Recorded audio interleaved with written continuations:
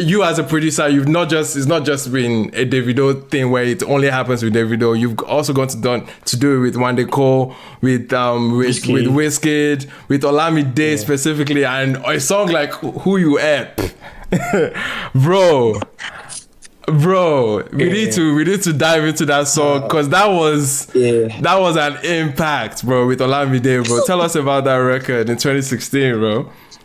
Yeah, that was crazy. So that beat, I made that beat in Lagos. I came to Nigeria, I think maybe early 2016. So I made that beat in Lagos in my place. So when I made that beat, I was like, this beat, it's like when you make a beat and you know that this every beat has like, for me, every beat has like a home.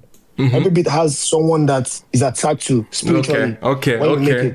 So I was like, this beat, I don't know who is going to up on this beat, but this beat is a special beat because obviously that time nobody was doing sounds like that you'll be using like all this EDM-ish kind of. I've done it like you had done it before. Using like maybe all this kind of like pop vocal chops and putting it on Afrobeat and stuff. And I've always like trying something new. So when I was in America, so I heard Olamide was in town. So I reached out to his guys, like, guy, tell Olamide that I have to play him something.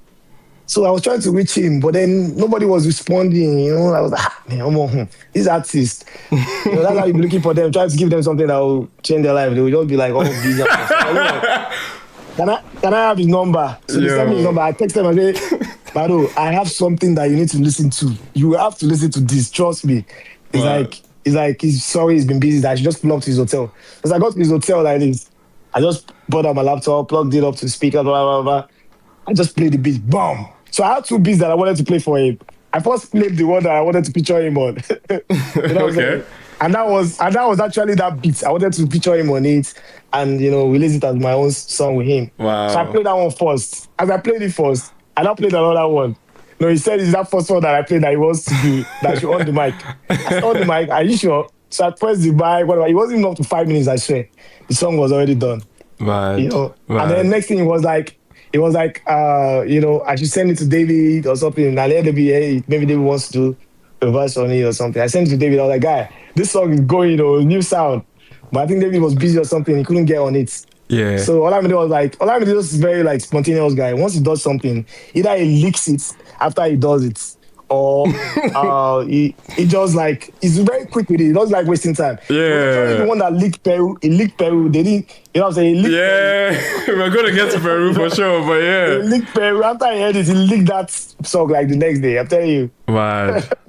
And it's funny. That's how we came about it. And it's funny you even talked about how a beat is looking for a home, because if there's any beat in the history of Afrobeats that has been hawked around in terms of finding a quote-unquote home with the remix, right? It was literally one of the most remixed songs or production pieces that we have heard. So how did that feel as a producer, just hearing different versions, like multiple, like in the hundreds of remixes and covers, bro.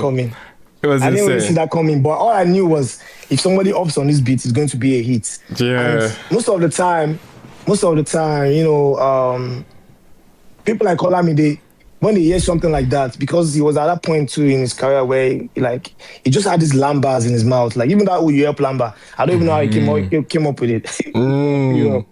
And then when we did let me just put this out. So when we did the original came out and it went crazy, everybody upped on his, remixes here and there. So when I saw, so me and Waniko were not cool for a while. Because me and this guy, we always fight. We always fight every time, because I can't just sometimes I'm just like, this guy, what is your issue? Bro? We always fight. So when I met him in Atlanta, so me and my guys, we tried to settle our fight. He came to my house. We shouted on each other. Blah, blah, blah. I was like, okay, are you done? Are you finished? Oh yeah, carry mic. I get what's wrong with it. I think you should up on this song, and I think the song is going, blah, blah. Up on it. It was like, which song? I was like, up on it, trust me. He was like, well, Olamide, okay, you're on mic. So I pressed the mic, blah, blah. I don't want to do this bass. Sometimes. Niggas bro.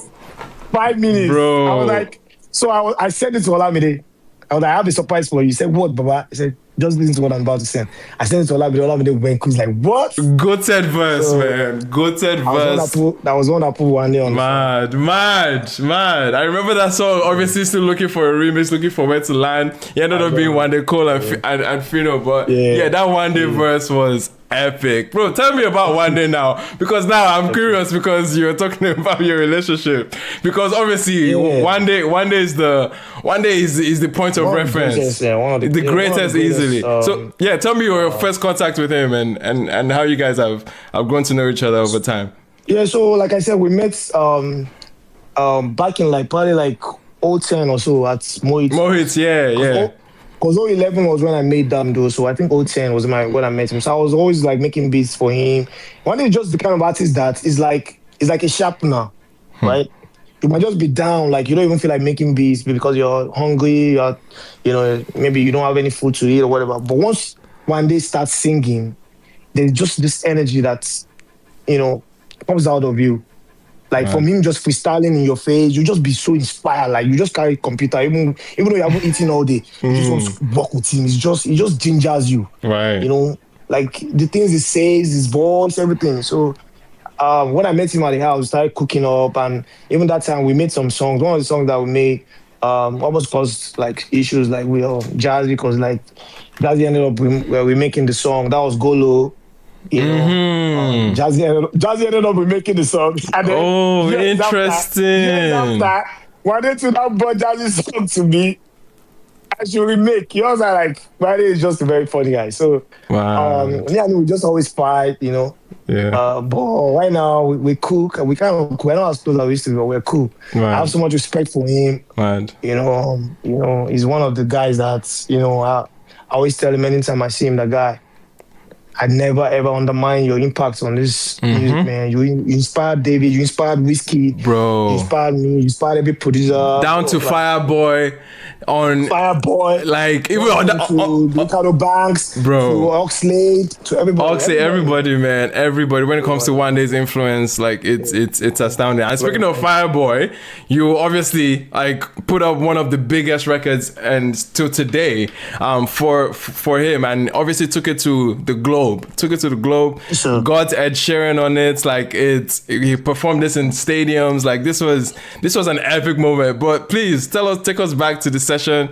with Fireboy to put together Peru, because obviously that One Day influence too.